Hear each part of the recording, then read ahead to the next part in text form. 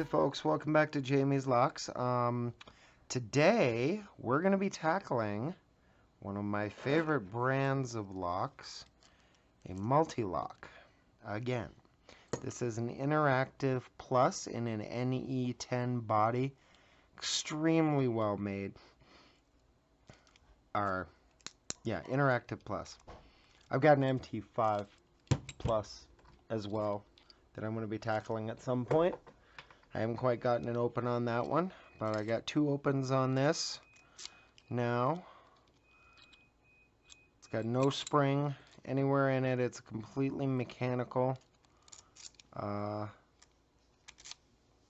locking mechanism, as you'll see. It's kind of a pain to put back together once you get it torn apart. But let's get this thing locked up in a vise, and we're going to start attacking it. Alright folks, get this thing viced up. Let's go ahead, lock it up. Just to show that the key still works. I'll set you right there. Incidentally, this is what's always giving me a hard time, I think, is this fifth pin. I have such a hard time with those deep cuts with the pick I'm using. I can't wait to get some better picks. Hopefully sometime in the future here I'll be able to afford the new Sparrow set that just came out. Love to get my hands on a set of that, but alas. Alright, so medium heavy tension. Well, medium light tension actually closer. Nothing on one, but it stayed up when I pushed it up, so I'm just going to leave it there and something else will knock it down. Two's binding slightly, little click, we're just going to leave that one be. 3, counter rotation, being very careful, I don't want to overlift it. Okay, there's 3, but there was no click because I just kind of eased it over the edge.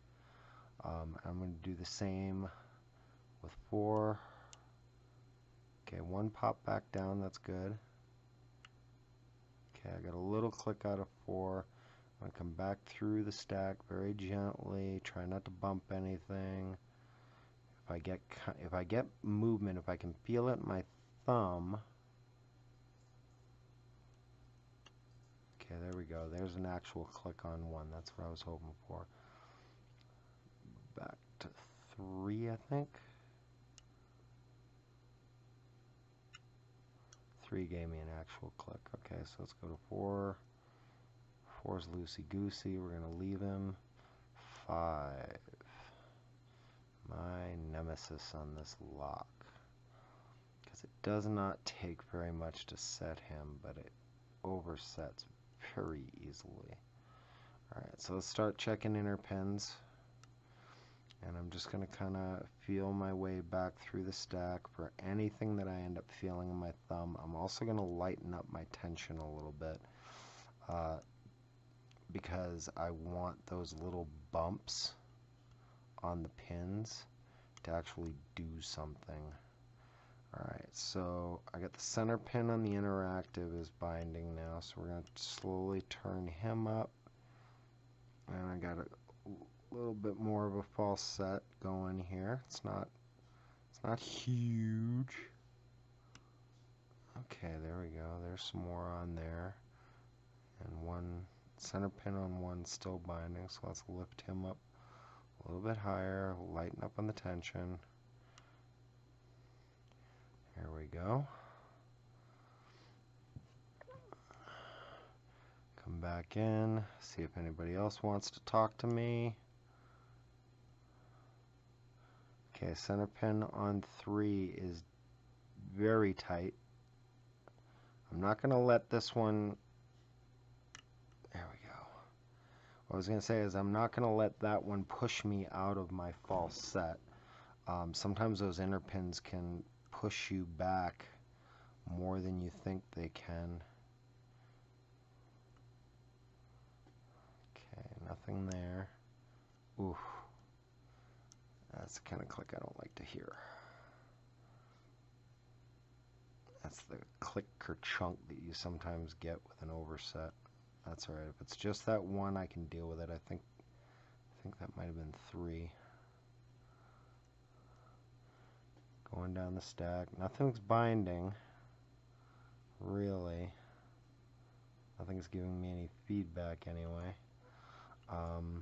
So let's get all the way back. Yeah, 5 is way too high. I knew I overset that. Son of a gun. Alright. So I'm going to try and wiggle him a little bit, get him to come back down. And then I come back in here, stick my pick in backwards, grab a hold of a pin, doesn't matter which. And I'm just going to try and torque the whole core backwards. There. Now let's see where everyone is sitting now. There's the interactive.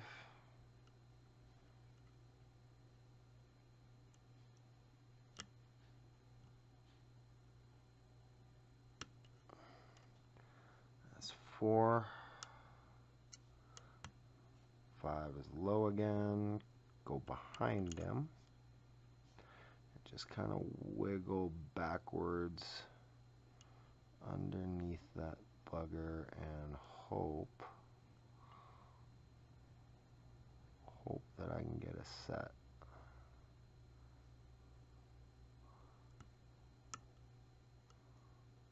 There's something there.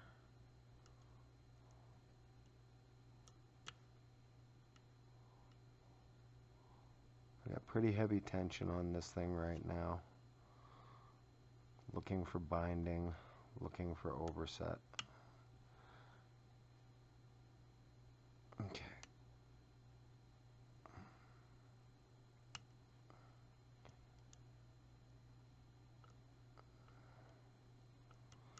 Pretty sure that one's good.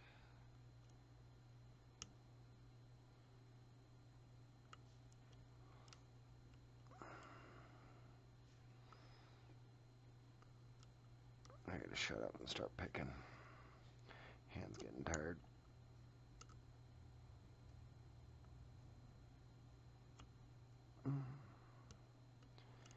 You just don't want to set, do you, 3?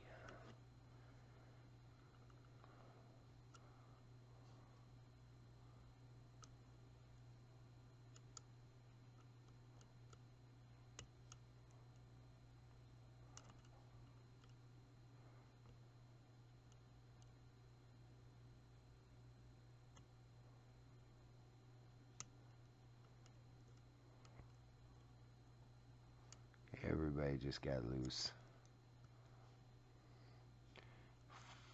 Footloose.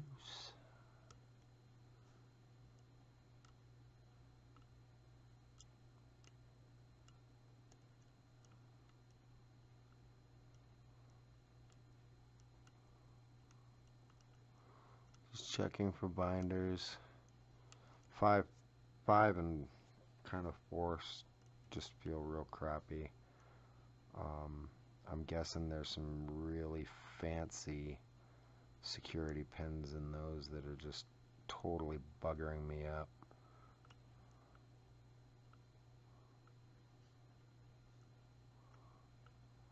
Way loose tension now.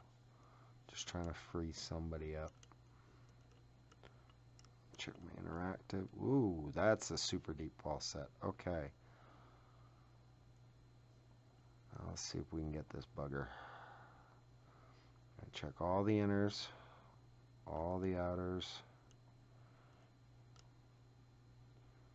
Although I probably don't have any outers giving me problems right now. I want to check any inner that feels solid that is still below. There's a little bit more there. I think 4 is going to end up being the one because that thing still feels solid. Oh, there we go. Alright, now for the last. And I can no longer get underneath 5.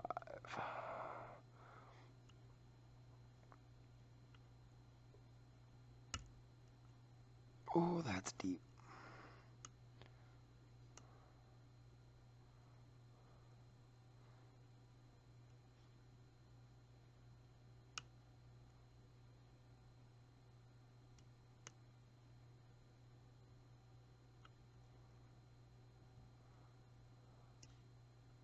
Now what I might have here is I might actually have an overset inner pin. Just going to keep playing around, popping around. I'm about as deep as a false set as you can get. So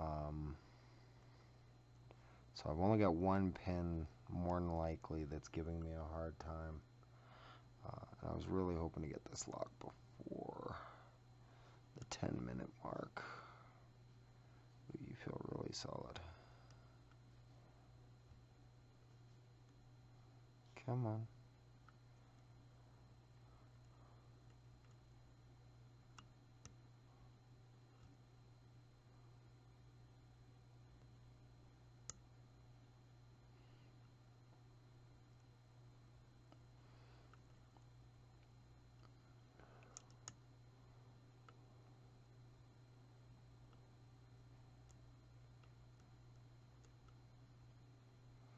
Just checking everybody again. That's all you can do. Keep going. Hopefully something when you try and lift it will unseat whatever is overset. Sometimes you just can't get it undone. I am going to try a little trick here. Just past the 10-minute mark. If I wasn't in such a deep set, I'd have already quit on this one. Trying to get behind 5 or to the inner pin on 5 again, but it's so low cut. A couple times where I've hit it, I hit it I don't want to say accidentally, but you know, there we go. Whew. All right, I am not going to screw up this. I'm going to lift the camera here.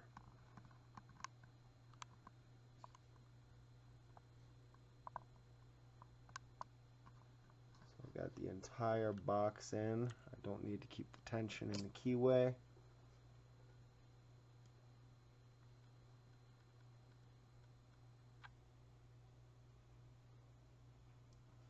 All right.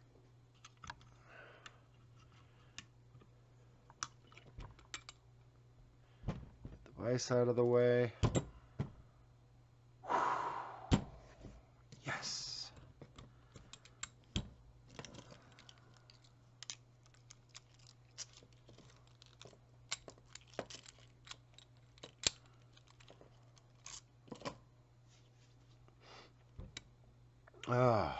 Let's undo this thing. All right.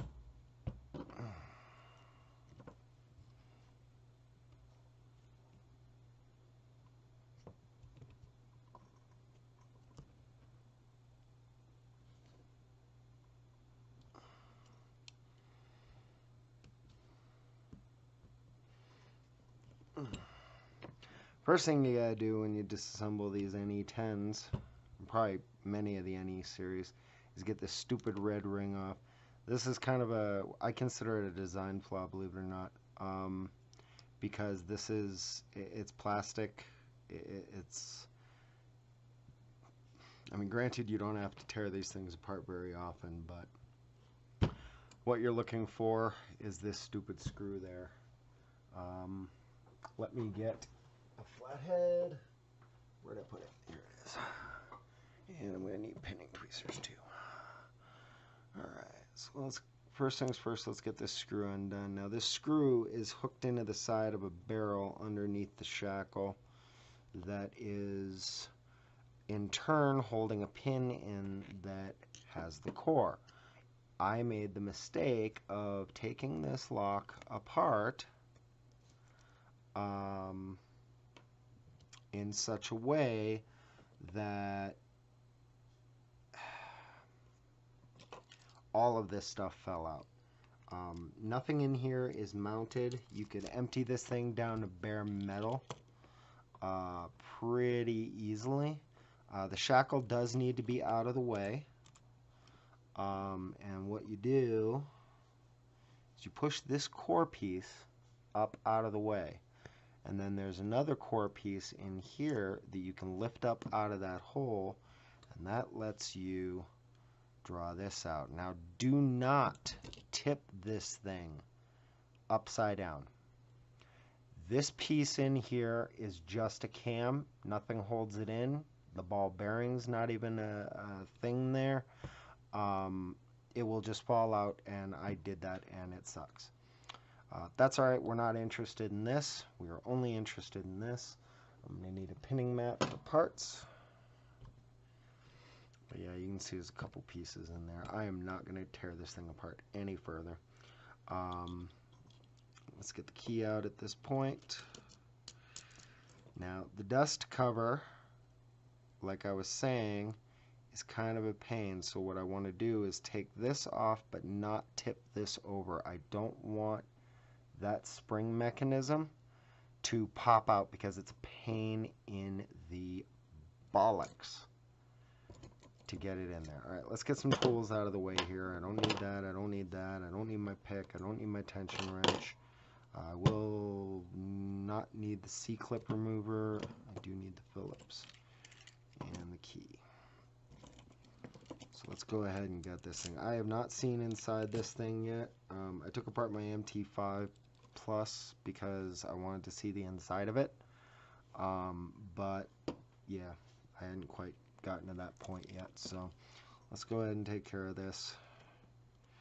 And I'm going to do the entire gutting at this high angle so I don't accidentally remove the lock from the frame as I've done before. It's kind of crappy when that happens. Yeah, I'm stoked because I just got this lock. I want to say Thursday. I got my first opening a couple hours ago, as the folks on Reddit will attest to, and now I've got it on film. Locks on film. Alright, so how do we want to do this here? I've never seen inside this one, so I don't know. That's where all the pins are.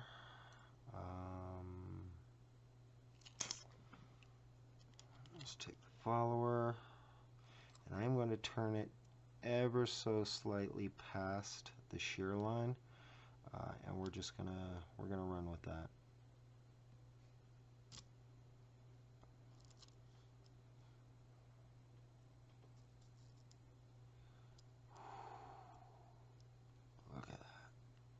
Now, it's not looking right now because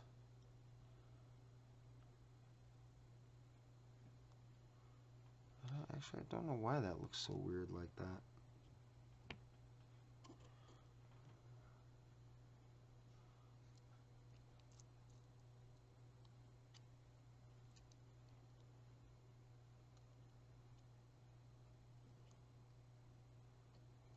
That is a weird looking. Oh, there it is. And then that one would be flush if the interactive element, which is on the bottom of the lock right here, this little nub. Okay, I can come down now. And let's just set this to auto for focus. So you can see the nub there on the bottom. That's the part that the core presses against for the interactive element to work. And you'll see when I push up on it, if it'll focus.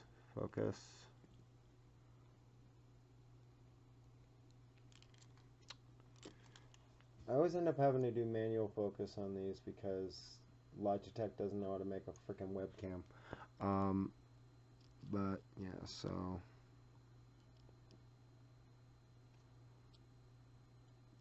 there, now you can see it.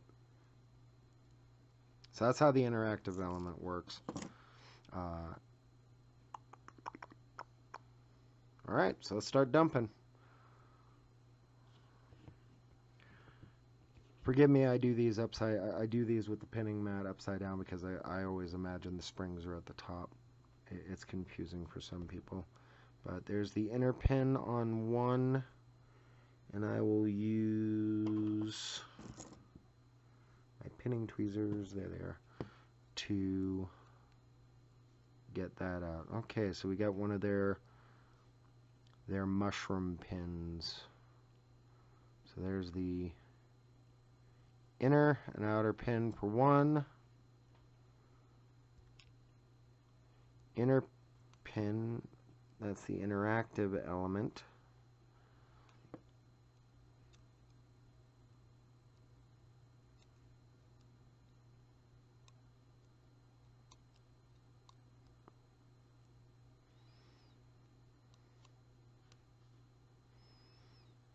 And then a serrated portion on that. Is that a two-part? Some of these are two parts. I've seen it in other ones. There's the inner pin on 3.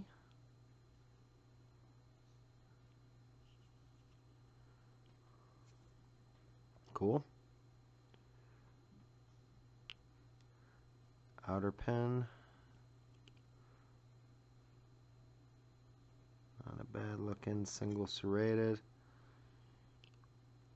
There's the inner pin on 4.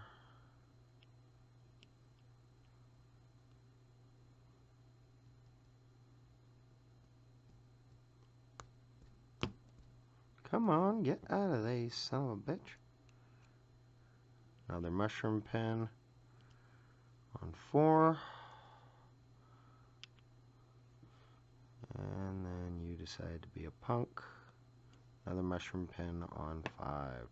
So nothing fancy, even by the standards of Mul-T-Lock.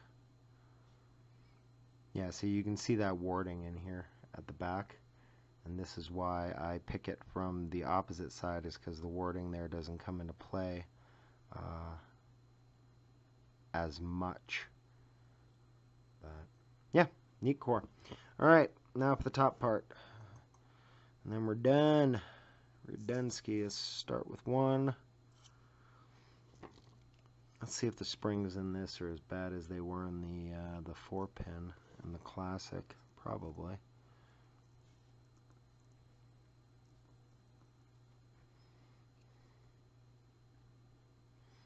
This is actually pin 5, I think. Yep, 5.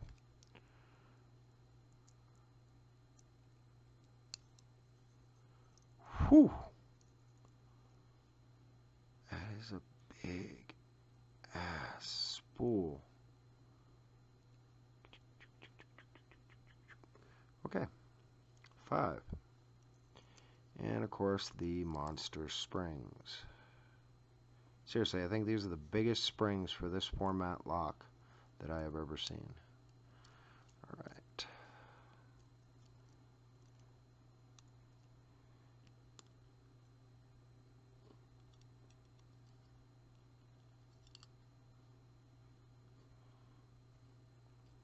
All these big monstrous spools.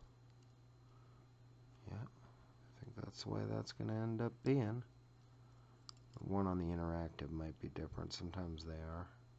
Let's go back to the other side. Let's do 1. We'll save that interactive one for last. Corink. Big spool. Big spring. Ooh, shot out at me. Standard. The irony. This lock should not have been as difficult to pick as it was. And that's it, folks. Nothing else. No other miscellaneous parts. We'll come in for a close-up. That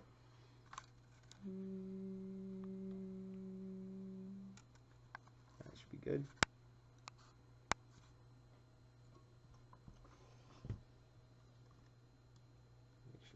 Focus. Alright folks, there it is. The Mul-T-Lock Interactive Plus 5-chamber out of an NE10 heavy duty padlock body, which I gotta say, these bodies are really awesome. Just be careful taking them apart. They are a bugger to put back together. Have a good night. Thanks for watching.